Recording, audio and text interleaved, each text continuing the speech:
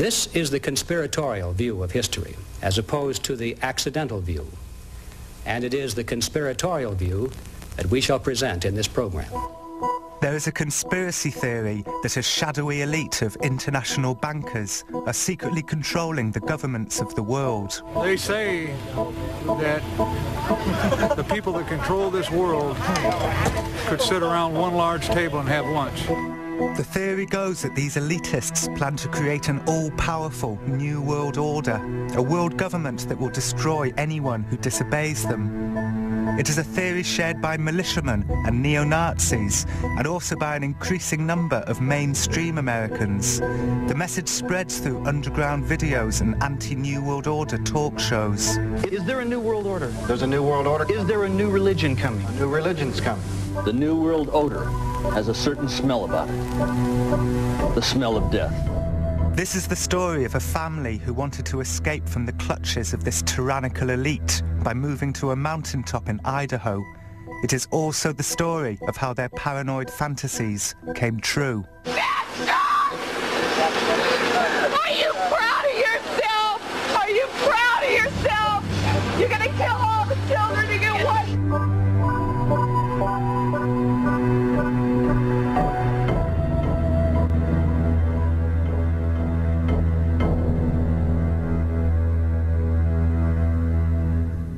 I guess I wouldn't give up what I had in my childhood for anything.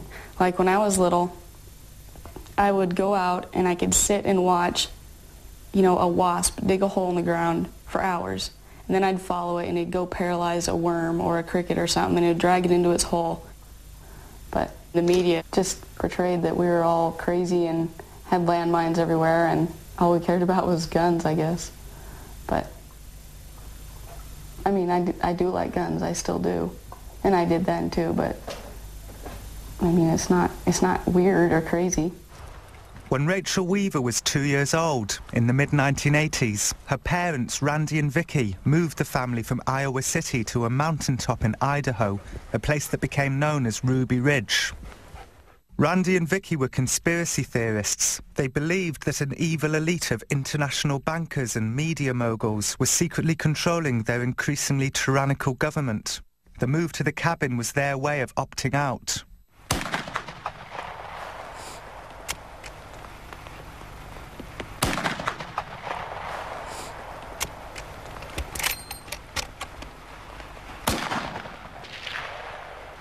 Am I hitting it at all, guys?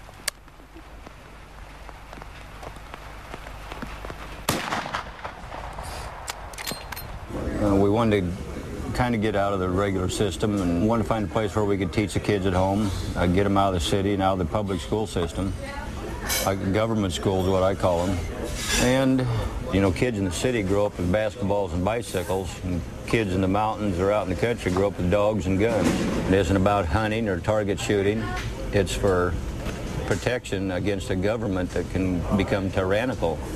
Describe the feeling of what it's like to shoot a gun. I don't know. See, I really fell in love with this one gun. It's called a 45-70, but it has a really, it's not a hard kick, it's a like lugs you back. I don't know, I think that's what I enjoy most about that gun. The reason why I don't look at it as a big political thing is because even if I had, you know, my rifles, it's not like it's going to do me any good if the government wants to wipe me out. All I have to do is fly over in a helicopter and drop a firebomb, you know. But as far as trying to go up against the government, that's just, unless the whole country did it, I guess. But that'd be a little different. This used to be one of my mom's favorite songs. It's that counting the flowers on the wall. That don't bother me at all, that, you know.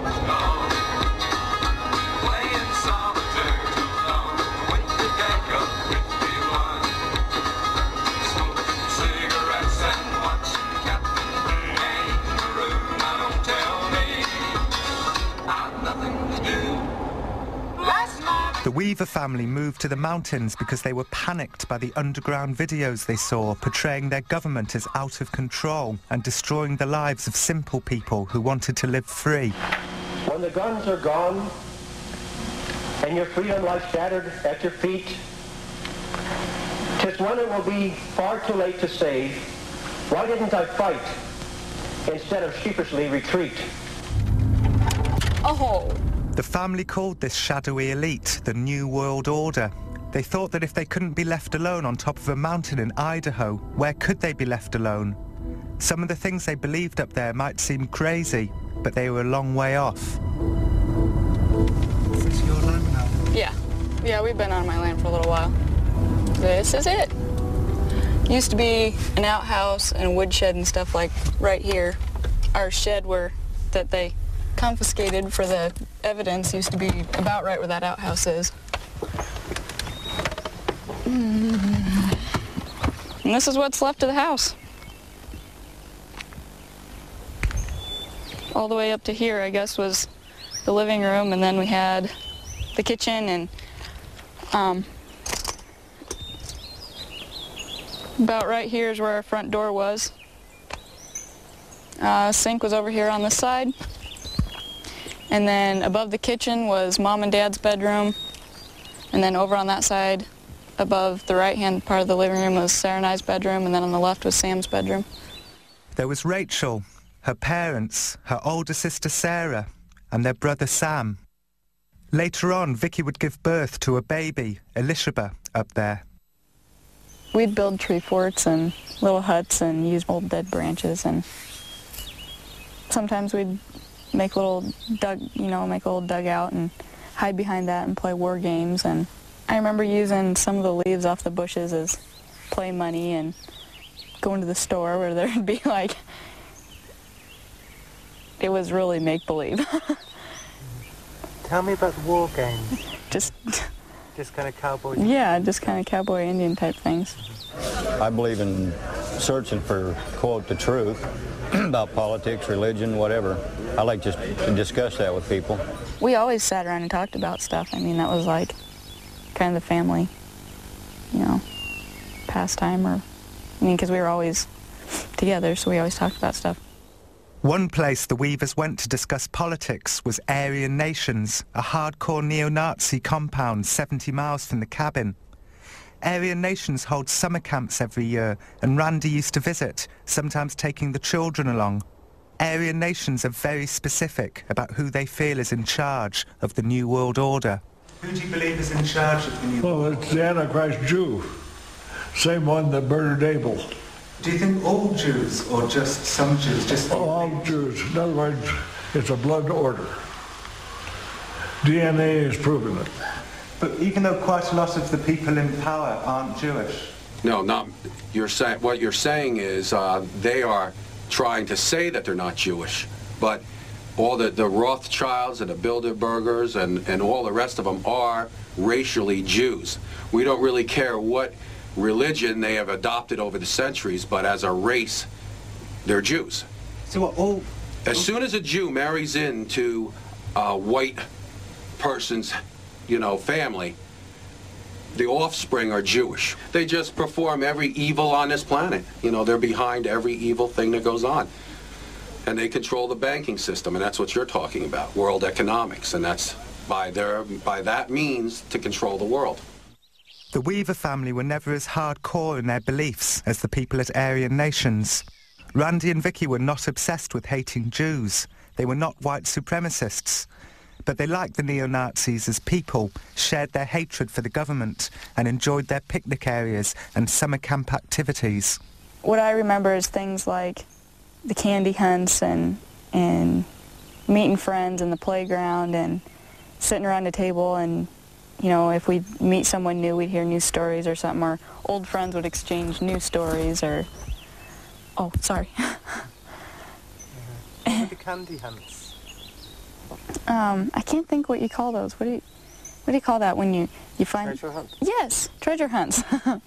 I didn't feel about him ever maybe being a hardcore, I'm going to run up to the Aryan Nations and sig heil, so... Even though they did do that once in a while? Well, apparently. Well, I suppose you could visit. I mean, people have curiosities, but I suppose you could go to investigate and see what they were like and not be like them. It was at Aryan Nations that the Weavers' problems began. The US government had infiltrated the compound, hoping to recruit some of the less hardcore members as undercover informants. They asked Randy to become one. Randy said, no, I don't want to do it. You know, I moved out of the city, up on top of this mountain because you guys are all rotten. I don't want to work with you. I know what you're up to. I don't want to be a part of it. Go away. So then the government, as it is today, decided you can't say no to God, our government, so now we're going to make you serve us. So they sent a infiltrator in that was a snitch for the federal government to become friends with Randy. And you know the story about asking him to saw off 2 shotguns. First he said machine guns. I said, I can't get to no machine guns.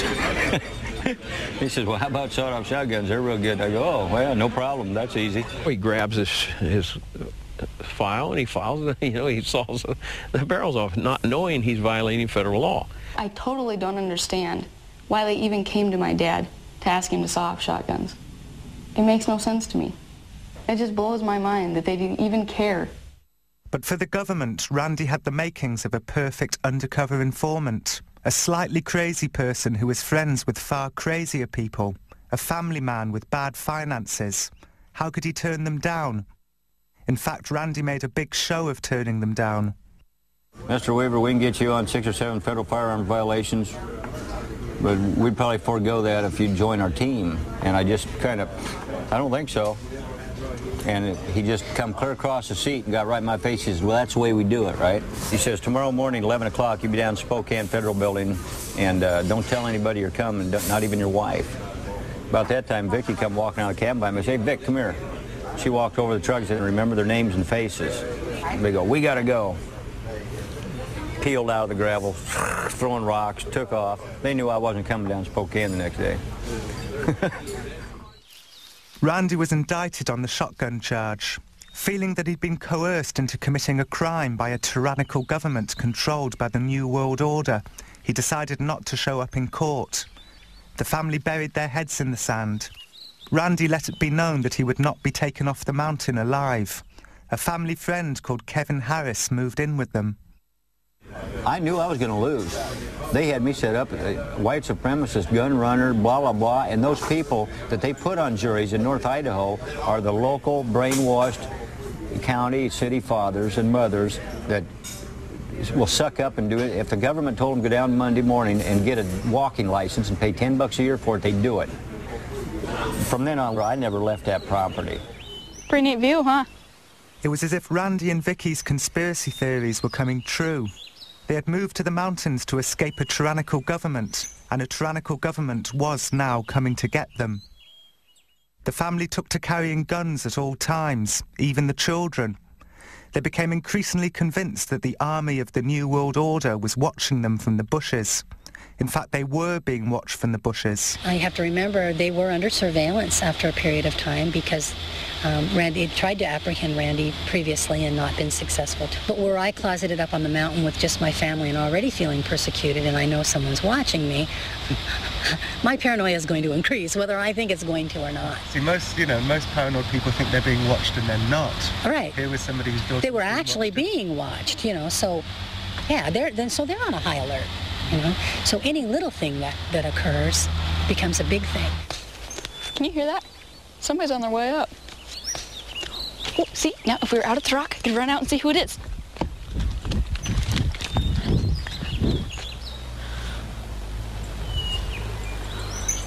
Somebody going up higher. It's too overgrown for me to see, but they're already on their way up. And that's what we do every time we hurt somebody. Jeez. Something so simple can bring back the excitement. Then the marshals come because he's avoiding arrest. They're not going to just walk away and say, oh, well, sure, you don't want to be arrested. We'll see you around, and you can't dispute the fact the man had a sawed-off shotgun and he tried to sell it to an undercover agent. You can call it entrapment or whatever you want, but he did it. Due to the remoteness of his location in the mountain, it was decided that we just kind of take a wait-and-see attitude because, again, he had 3 kids up there. And the last thing we wanted to, well, the baby came along later. And maybe in retrospect waited too long. Of course, time went on and a year went on. And the last thing that the Marshal Service wanted to do was to get into a situation where kids could get involved. and then it still fell apart. I don't have a lot of memories about me and Sam because we never really hung out together. One thing is, the day before everything happened, he had gone down to collect the seeds from his radish plants because they were really huge, just really good radishes, and he was going to plant some next year. Well, I followed him down there to talk to him and watch him or whatever, and he's all, you know, leave me alone, quit following me, whatever. And I went behind this blown over tree where the root was really big, and I was sitting there crying, and he came over and apologized to me and said he loved me and everything, and I guess that's what I remember most about him, because he had never said anything like that to me. The marshals were up there doing the same thing they'd been doing off and on for the last 3 months. They had cameras up there. Of course, Randy had found one of the cameras and had destroyed it. And they got too close to the cabin. And the dogs got a scent of them. And the dogs started chasing. The deputies started running down the hill. And then the shots were fired. If I'd had any idea that these federal marshals were doing, they was out there dinking around, I wouldn't have gone out there myself, but I sure as hell wouldn't have let Sam and Kevin go running and chasing that dog after federal marshals. I mean, that'd be stupid. That was stupid. But so I go down this logging road, down to the area they call the Y. I hear clunk, clunk, clunk. I look, and here's this guy jumps out in front of me, total cameled out. I mean, I saw his eyes and I saw his mouth move, and he yelled, "Freeze, Weaver." I said, "You." I was yelling for the boys. "Boys, get home, boys, it's an ambush," right? I heard Sam yell, "I'm coming, Dad." Boom, boom, boom, boom. Then it opened up.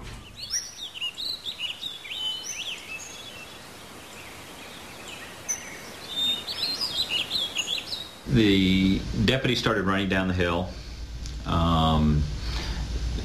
Randy, Kevin Harris, and Sammy Weaver started chasing them down. The dogs started coming down.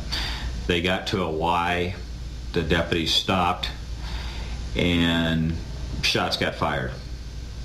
The dog was definitely shot. One of the agents shot Stryker in the back and hit his spine, and little Samuel, who raised the dog from a pup, saw him run around in circles yiping and then fall dead. Sammy opened fire on the agents that had shot his dog and said, "You guys killed my dog," and he opened fire and shot several times. And as it turned out, he didn't hit anybody. But then when they of course fired back at him with military rifles, these automatic fire rifles, and almost cut his left arm off. Now remember, he was about the size of a 10-year-old boy, you know, small. So they shot his left arm to where it was just hanging by the flesh, and little Samuel turned around and ran up the mountain and screamed to his dad, "I'm coming home, Dad." And at that time, my fellow officers took a MP5 machine gun and just sprayed him right up the back as he's running away and murdered him right there. One of the U.S. Marshals, Bill Deegan, was also killed in the gunfight that followed Sammy's death. We were all standing up on that rock that overlooks our driveway, and it was just,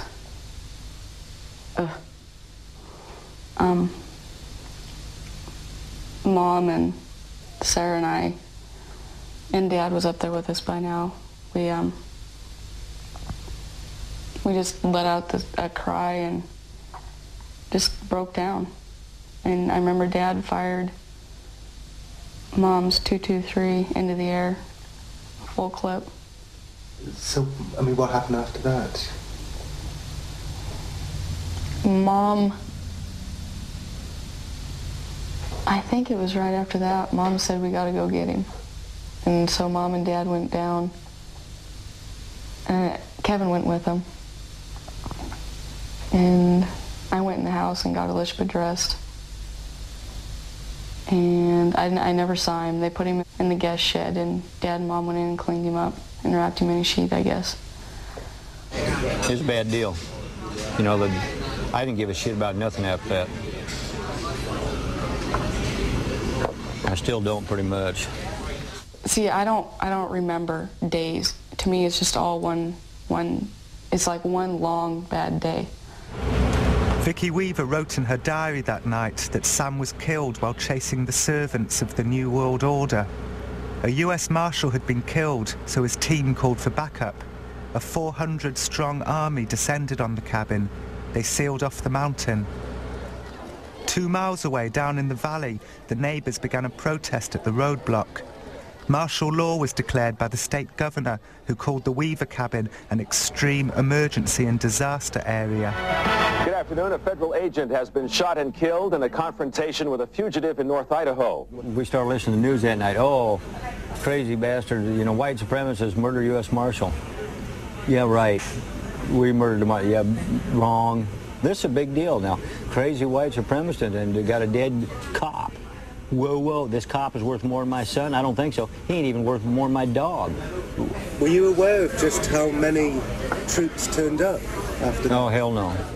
The military operation was undertaken with such stealth that besides from hearing a few sirens down in the valley, the Weaver family had no idea that their cabin was now surrounded by FBI snipers. I think it's one of these things that a couple agent friends of mine, when we get together for lunch, it never fails. This comes up at every lunch. And well, wonder if we would have done this, or well, who said that, or why was that done, or... And what about the rules of engagement?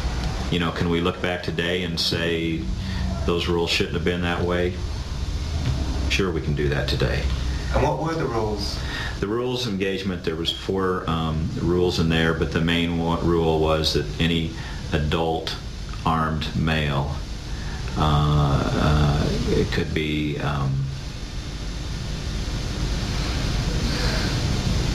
I can't remember the exact words, to tell you the truth. Could and should be shot? You know, I'd have to read it again.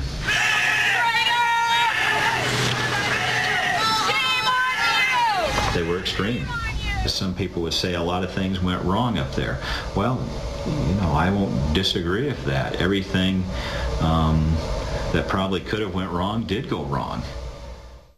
The next day, the other 2 dogs that we had tied up out in the yard started kind of whimpering and barking a little bit. And I thought, yep, here they come. Somebody's out there wants to talk to us. I took Sam's Mini 14, and I walked out, and bang, I got shot through the shoulder. It was like a bloody mist went out across the front of my face. I smelled that, and I cussed in my mind, you know, like this, you know, this really hurts. And then I got my bearings, and I went through my mind, they're going to murder me now. They're going to kill me now. We're up on the hill, just about straight across from where the house was, where Yuchi was apparently placed strategically. That was the sniper? Mm-hmm.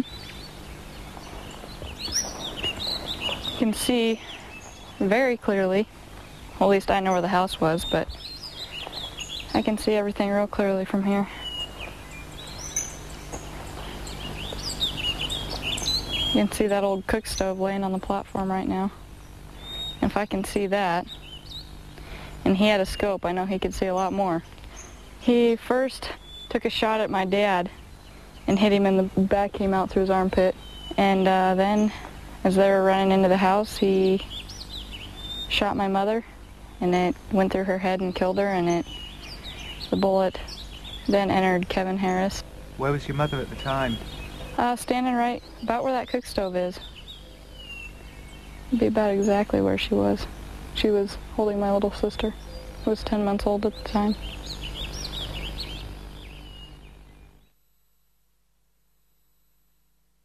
So Vicky goes to the door while she's nursing little Alicia, pushes the door open frantically because she hears the gunfire, and here comes the whole family running in the door. The bullet had come through the window in the door, would have went through Vicky's face here and come out this, or let's see, she was facing that way, would have come in here, out here, right over the baby's head, and into Kevin. Kevin's coming in, it went in his left arm, and the main part of the bullet broke two ribs and stopped about this far from his heart.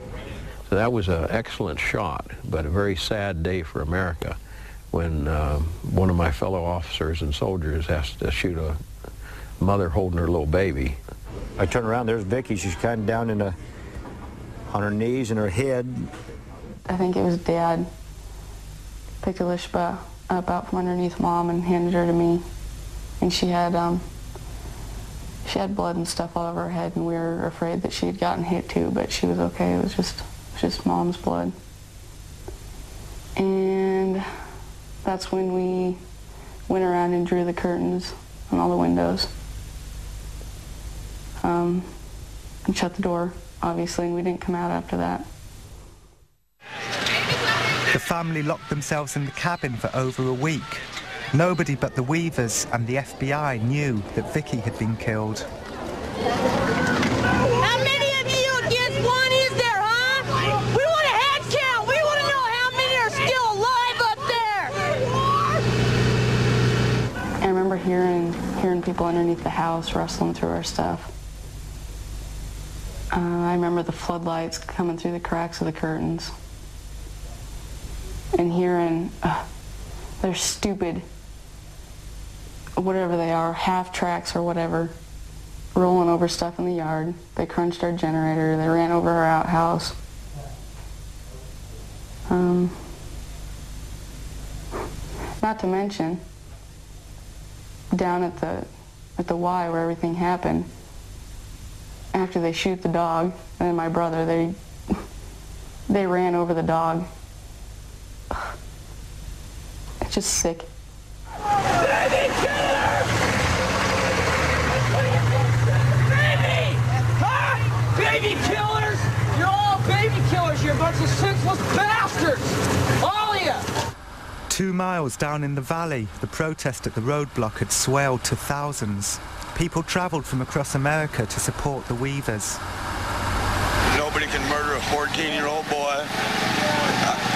Any adult in his right mind would never, ever agitate a 14-year-old boy into a mortal gunfight and justify it as right. There's just no way it can ever be justified as right in my book. I'm a father, and I'm American, and I'm sickened to my soul. Jack McLam and Bo Greitz were in the crowd. Jack and Bo are both ex-military officers who've jumped ship and become heroes to the anti-government activists. It was surreal. It was incredible. What we had was, I'd never seen so many FBI, DEA agents, U.S. Marshals, local police, state police in one place in my life. We had armored personnel carriers, and then they were all dressed in military uniforms with Kevlar. This is America. What is going on here? Every day they would shout at us through the bullhorn or loud thing or whatever you call it. And they'd say, Vicky, tell Randy to pick up the phone. And Dad would scream out, you son of a bitches, you shot her or whatever. You know she's dead. And they'd never answer us. And I know they could hear through the walls. They were under the house. They were around the house. They were everywhere. How much will you take? How much will you compromise? What are you doing? How many dead patriots will you bury? But there were people who were holding up signs that said "Death to Zog." What does Zog mean? It means Zionist occupational government. And the neo-Nazis, Randy had attended their church a couple times, and he didn't like it, so he left. And so they felt they would come to his aid. And so they were there with their signs saying it was a Zionist occupational government was doing all this. It was a week into the siege. The FBI had failed to convince the Weavers to come out, so they invited Jack and Bo up the mountain to talk with Randy and his daughters through the cabin walls. Bo Greitz and Jack McLam walking across the bridge across Ruby Creek, heading to Randy's mountain house. Later that night, Jack and Bo came back down the mountain to tell the protesters what they'd learnt. I want all of you in the vigil to join your hands. I want you to get close, and I want you to get warm. I've got good news and I've got bad news. The good news is that we went right up to the top of the hill and established an immediate dialogue like I knew we could with Randy. Wasn't any problems at all. This communication is going to continue. I want your hands joined. That's an order. I got a reason for it. The bad news, and get a grip on yourself, is that Vicky was killed. Damn. And most unfortunate thing, apparently she was killed on Saturday. Wonderful mother has had her life taken, and she's in God's hands as we speak. Our Father, as we approach thy throne tonight, we're thankful that some are left alive. We pray again tonight your blessing upon them that are the girls and Randy. And our Father, we ask that you be with Kevin tonight and get them through. That we are women of Yah, and you will not let this come to pass again, because we are the virtuous women. You are his enemy, and you will never receive us in your hands again from our Savior. Never will you take another woman down. Never. And may we die fighting. We're going to war! Proud to serve these morons. They don't care if you die. They put you out here in front. You're nothing. You're nothing. Don't touch me. I'm with you. The spinning had begun in earnest. The FBI said that Randy might have shot his own son in the back. They said that the Weavers were white supremacists, that they lived in a mountain fortress or a heavily armed compound. The media reported these allegations as fact. At one point they said you had, like, bunkers and... Yeah, the root cellar. Yeah, they said this was a compound. That's why they could sneak up within 15 feet of us. I came to a point in my mind that I knew we was all dead. And it's just a matter of time. And it didn't even matter. Except I was hoping that if they killed any of us, they was going to kill us all and do it quick, because I didn't want to see my kids suffer. They'd already proven that they, was willing to kill kids. They claim they're there for the... They'd sent a hostage rescue team. That ain't no hostage rescue team. That's an FBI terrorist team is what it is. They're snipers. They put a name like hostage. There weren't no hostages up there. Hostages don't pack guns. And they said you had booby traps and landmines. Oh yeah, they said a lot. They said I was wanted for robbing banks in Montana and Washington. They made up all kinds of garbage that wasn't true. But that way, see, they can justify to the public it's okay to kill us because we're all crazy and we're bad guys, right? That's why they do it. So why do you think some people were blaming Zog for what happened up on Ruby Ridge? Oh, I don't know.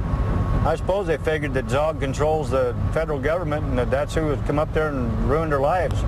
Took some of our lives as the federal government. They have a lot of influence. The Zionists have a lot of influence. I mean, we give them $3 billion a year, That, talking about Zionist Jews, there's like 4 different kinds of Jews. They ain't all bad. Some conspiracy theorists say that the demonization of Randy Weaver as a white supremacist is thematic of the New World Order's tactics, that they falsely accuse anyone of anti-Semitism who gets too close to the truth. Could this be true? One thing's for sure, in terms of Randy Weaver, the white supremacy angle was clearly working. Okay, let's talk about another civil rights issue, this Randy Weaver. He was in the Aryan Nation. In my neighborhood, if a guy put swastikas on his kids, I would be a little suspicious. Yeah. I wouldn't say, come on over, we'll have some fruit. The government is saying the order to the men in the field is shoot to kill. And they shot to kill. They killed a woman. They killed the dog. Killed the dog, then they killed the son, and they shot him in the back. The next one they shot the dog in the back. Can you believe that, Gary? That is... Oh, man, that's a canine American. He's got his rights. That was the worst thing that happened. Listen, I think if you're going to err, I would like people to err to protect me and my family, not err. It wasn't causing any danger. This was a decorated You know what? If you're veteran bringing who up had your no kids in criminal the record. Aryan Nation, you are causing danger because you're spawning hate in America. So now you're going to have... They call me white supremacist. That's big news. That kind of stuff sells newspapers, I believe. Who wants to report on the ice cream social at the Methodist Church? that won't sell a damn thing. This is going to sell because this is exciting stuff. People go to car races to see wrecks. They don't go to watch people run in circles. They love blood and guts. People are cruel. On the whole, I don't trust people. I think it's been enough years now I can joke about it, you know, and keep going. I couldn't for a while. I can watch a Western now. Again, you know, it's, you know, they have that the PTSD, post-traumatic stress disorder, they call it. I know we've all had it, each of us to a different degree. Even Elishaba talked about that until she was 2.5 years old. Blood, Mama, and she started crying. Mama, fall down, Mama needs help. I mean, she just make everybody in the room cry, you know. I haven't been watching the signs. Is anybody else? We might be going to Florida. The siege at Ruby Ridge lasted for 10 days. Every morning, Bo and Jack would return up the mountain to talk to the family through the cabin walls. We're trying to calm them down, get them to stop crying, and to focus on something else other than their mother laying up underneath the kitchen table in a pool of blood. And so basically we spent the morning talking to them about the need to come out and take it to court. We knew then they had one fantastic case in court against this government. Oh my goodness. There's something in law enforcement called jury appeal. And when you machine gun a little boy running away from you and shoot a mother holding a baby in the head, you got jury appeal. It was 11 days into the siege that Bo and Jack finally convinced the family to take their case to court. Well, the door opens and they come out. Ah, I tell you, boy, I just about get tears in my eyes now thinking about it. It was wonderful to see these little girls take off their weapons, little tiny little girls, you know, wearing weapons against their own government. I mean, where should that be proper? And it was the saddest days of my life was spent on the top of that mountain when I realized that my fellow police officers and soldiers are capable of that, you see, that I served with. I never would have believed that, never would have believed it, you know. And so it was a great awakening for Bo and me and many of the officers up there, because when we walked down through that crowd, big guys with their military rifles and the tears coming down, streaking the face paint, you know, they were all crying, you know, that the family had come out. So it was a great experience. And that's why there's so many people today in America and people in uniform that are speaking out against this damnable world system that's being set up that will do that to people at will. That's me and President George Bush. Some of the fringe benefits that you get being in these positions. I've had the opportunity to meet many stars, and that's me and Dolly Parton. There's me and President Ronald Reagan.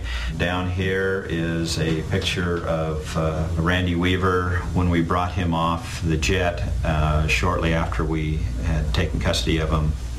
You know, in law enforcement, you know, you always think that individual that you arrested was guilty. The jury chose another avenue, and I don't have to agree with that, but in this country, I have to respect it.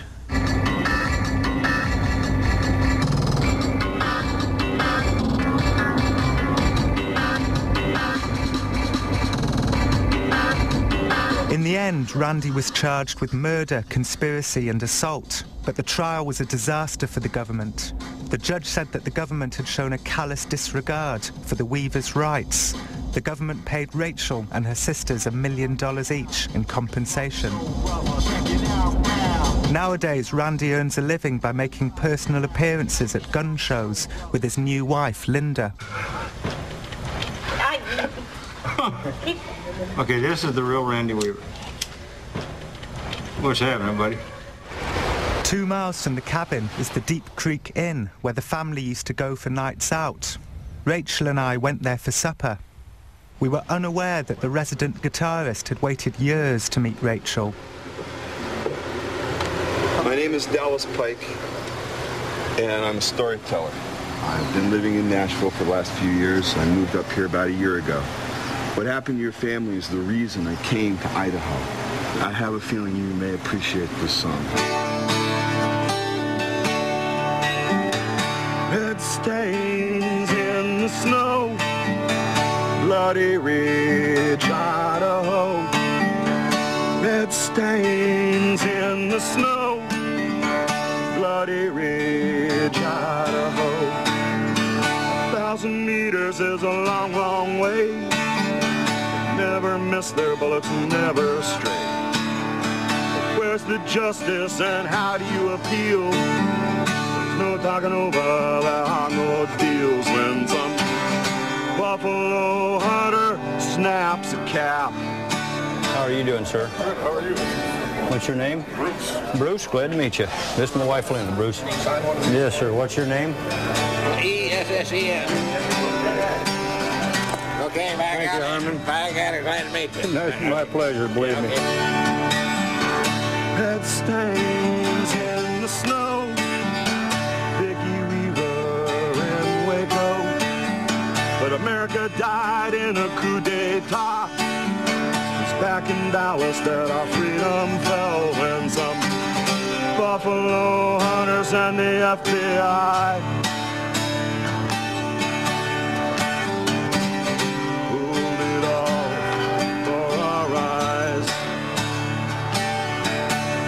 Okay, yeah, here, do it like it. Here. Closer. This is cute. And look right into the lens so your eyes flash. All right, I'll sign this here pretty quick. Red stains in the snow, too many names for us to know. What happened up there happened to a lot of people. It wasn't just you. And I can't tell you what an honor it is for me to meet you and to be able to play my song for you. I have touched a lot of people with this song. And I am truly sorry about what happened to your family.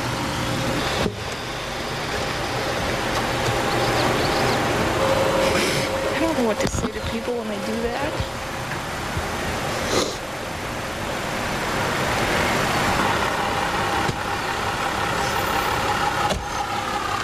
This is the very last copy I have of this, and I'd like you to have it. I know that this is a very painful thing for you, and if there was anything I could do,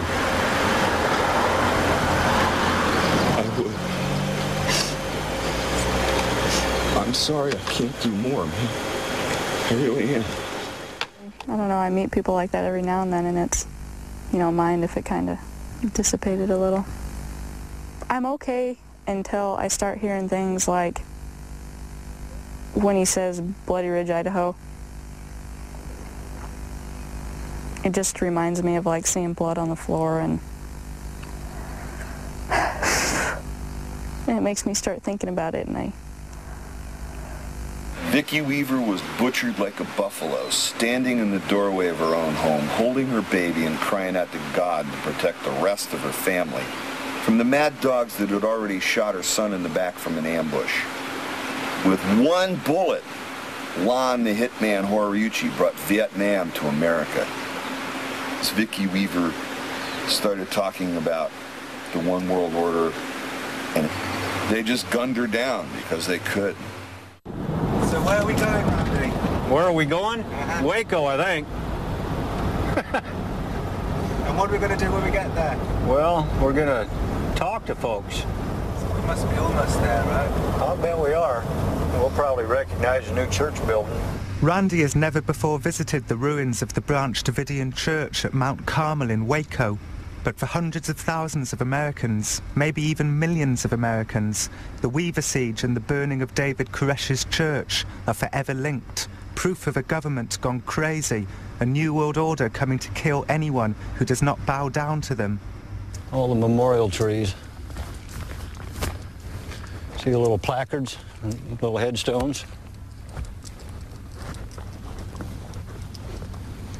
Little one Jones, age 1.5.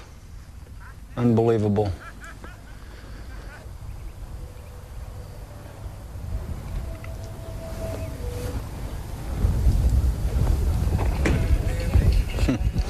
I'll tell you what, boys, I wouldn't put that one on my place. I have no regrets about them. They was looking for trouble and they found it. Well, look at these boys. Are they growing up or what? How you doing, buddy? He's about bigger than your dad. How you doing, man? Oh, he ain't been shot at lately. So things are looking up. For 6 months, local volunteers have been spending their weekends rebuilding the church. It is nearly finished. Some conspiracy theorists say that the timing of the siege at Waco was no coincidence. They say it was a deliberate PR stunt designed to deflect the bad publicity they were getting for the shootings of Vicky and Sammy Weaver. She was standing right here, right in the window, holding it open, holding the baby, saying, "Get in the house, get in the house." And she was shot here? Yes. Perhaps it was no coincidence. It was 6 days into Randy Weaver's trial that the BATF announced that they were taking military action against a violent, child-abusing, gun-hoarding religious cult holed up in a compound in Texas. But if it was a PR stunt, it backfired. 53 adults, including David Koresh, and 23 children were burnt to death here. They're the same people, the FBI, they're pretty bloodthirsty. Lon Horiuchi, the shooter, FBI sniper, was right over there in that house. What, was Lon Horiuchi here? Yes, Lon Horiuchi was here. Yeah, I mean, these stories are all interconnected. Yeah, those are sniper houses right over there. You didn't know Horiuchi was here, huh? Nope. Interesting. The FBI say they didn't know Vicky Weaver was behind the door when they fired into the cabin. They say her death was an accident and not the actions of a bloodthirsty government controlled by a shadowy elite called the New World Order. You are a federal officer, so Randy and Vicky Weaver would certainly have thought of you as being an agent of the New World Order, an agent of Zog. I mean, what is that? Well, I haven't lost any sleep over it, I'll tell you that. I mean, the United States is a great place to live. The freedoms that we have here and, you know, owning firearms and all of that, there's some certain set of rules, and people can do all that. But then you have some other people that think they can go not just one step, but 2 steps, 3 steps, 4 steps over and pound the drums, and then you get a lot of followers. Ooh, what a mess. What can you see? Like old material that Mom used to save. And some shoes, Lishba's baby chair, broken pottery. My mom used to save all kinds of material and stuff for making blankets and clothes. And Rachel visits the remains of her cabin about twice a year. When she comes, she sometimes finds evidence of other visitors, pilgrims, who've been rummaging around their old belongings like archaeologists. Somebody's been up here on horses. One of the pilgrims was Timothy McVeigh, who visited Randy Weaver's cabin alone some months before blowing up the Alfred P. Murrah building in Oklahoma City and killing 168 people. Timothy McVeigh considered the Murrah building to be local New World Order headquarters. The Weavers moved to the mountains because of their fantasies about a shadowy elite coming to get them, and in a sense their conspiracy theories came true. The American militia movement was formed that week at the roadblock at Ruby Creek, convinced that a shadowy elite plans to do to the world what they did to the Weavers. This is the conspiracy theory I will examine throughout this series. Are you filming the crap? It's a mess. I'd love to tear this down and burn it. You guys ready to head back? Or? Oh, I don't want to be late for dinner. Yep.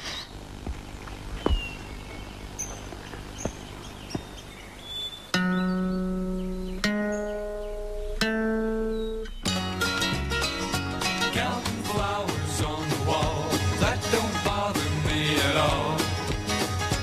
Playing solitaire till dawn with the deck of 51.